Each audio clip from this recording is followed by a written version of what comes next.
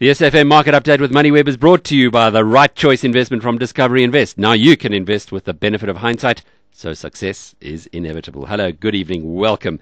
I'm Alec Hogg, and keeping you updated on all the money news during the next half hour, as we'll be chatting to Standard Bank's currency head, Michael Keenan. This on a day when the rand plunged almost 2 rand to just under 11 against the US dollar, and after some wild swings is now at 10.5. That means our national share price has lost almost half its value in just a couple of months. We'll ask Michael to explain why.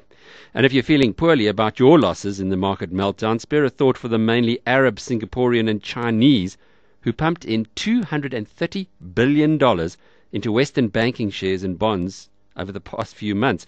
And they've seen their investments being liquidized by government takeovers. What this means for future East-West relations is uncertain, but we'll pick up on the story with Sanlam's Korki Koiman. We've got a bit of nationalisation going on here in South Africa as well. The state's proposed mining company has evoked some sharp reaction from the industry. Acting Chief of the Chamber of Mines, Franz Barker, will talk to us, plus two of the best investment minds around, David Shapiro and Sam Hooley.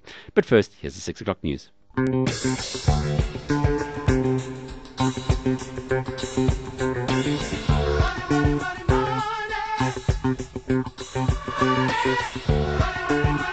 Here's Jeff Candy with the business news headlines. Thanks, Alec. Well, the rand rebounds slightly from a 6-year low. Goldfields' biggest mine still shut after 2 deaths yesterday.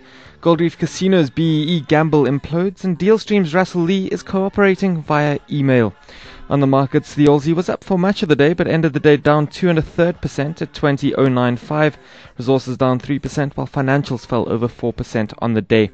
In your commodities, gold at $801.79 an ounce, platinum at $867 an ounce, and a barrel of Brent at the moment $66.20. And in your currencies, a dollar will cost you 10 rand 26, a pound 17.72, and a euro 13.81. You know, he says that, David. He says it so calmly. A dollar will cost you 10 rand 26. Jeffrey, yesterday, not long ago, was 7 rand 50. Indeed it was. Obviously, you haven't got too many overseas trips planned in the near future. This place is unfortunately not. This currency of ours is imploding. Anyway, we'll have lots on those stories and others coming up.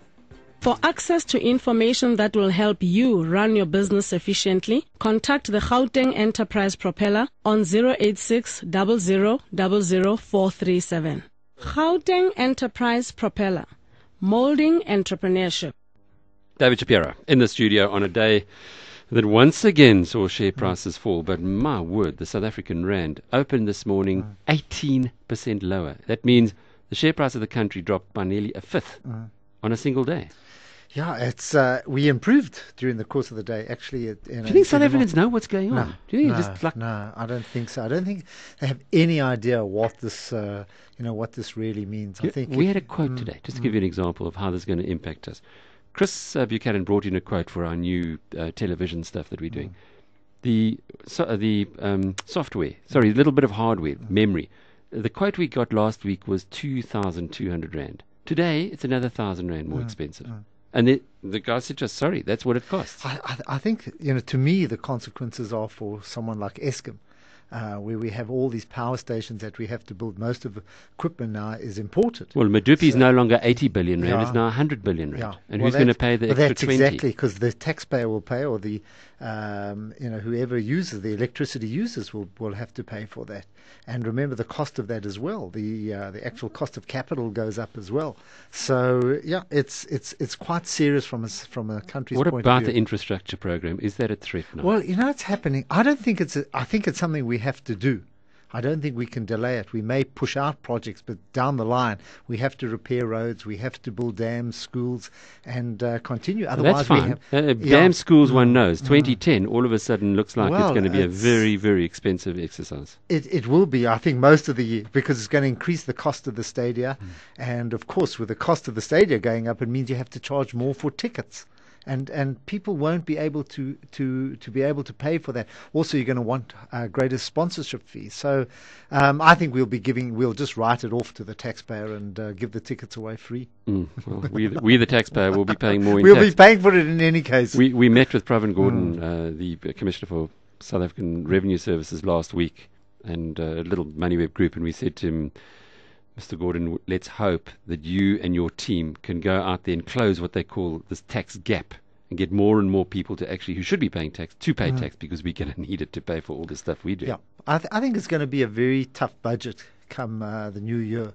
Remember that even though the rand has depreciated, I think a lot of the mining companies who produce a lot of tax for the country will find their profits quite considerably down. Well, that's a good point to bring in Frans Barker. He's the acting chief executive at the Chamber of Mines. So, Frans, not only are the mining sector's profits being squeezed by falls in prices, but you're now going to have a big competitor in the form of the state, which is launching its own mining company. Yes, Alec, that is what it seems to be. We're not exactly sure yet what the purpose will be of this company, and also whether it will be subject to the same laws that other mining companies are subject to. But in the government gazette, the announcement suggests that the state mining company won't have to apply for mining rights, prospecting rights, mining permits. Indeed, it won't even have to worry about environmental issues.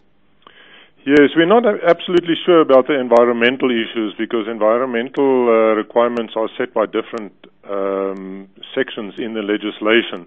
But another issue that is dealt with in those clauses deal with consultation with communities and other interested parties. So would that mean that they will then not consult with those stakeholders?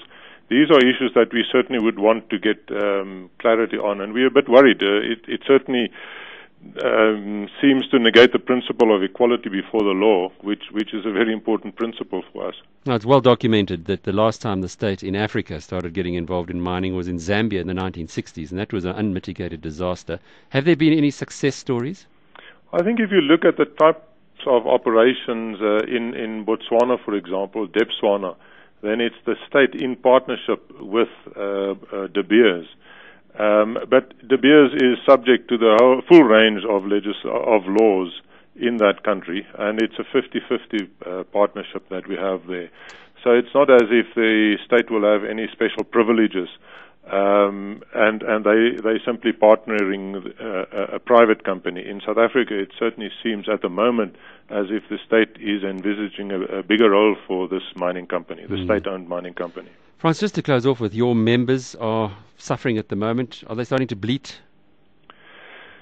We had an executive council meeting yesterday where there was a lot of concern about a number of the laws as well. That we've got a new Mine Health and Safety Amendment Bill which is before Parliament at the moment, and there certainly seems to be some unconstitutional provisions in that legislation which will have a big impact on the mining companies. So that's just another example of the type of concerns that the companies have at the moment. Frans Barker, Acting Chief Executive at the Chamber of Mines. David, as we close off here in the market part of the commentary, Marion Roberts down 10% today. Yeah. You had some huge drops. Kumba down 9%. This is off an already low base. Anglo Platinum 8%. Old Mutual 8%, ABSA 7.75%, Gold Reef, we'll talk about that later with Sam Hooley, 7.5%. Wow. Massive foreign withdrawals. Also, I think locals de-gearing, also looking for cash. But those infrastructure construction shares, I think also concerns that maybe, for example, projects in Dubai might be pulled and in the rest of Africa. Hopefully ours continue here.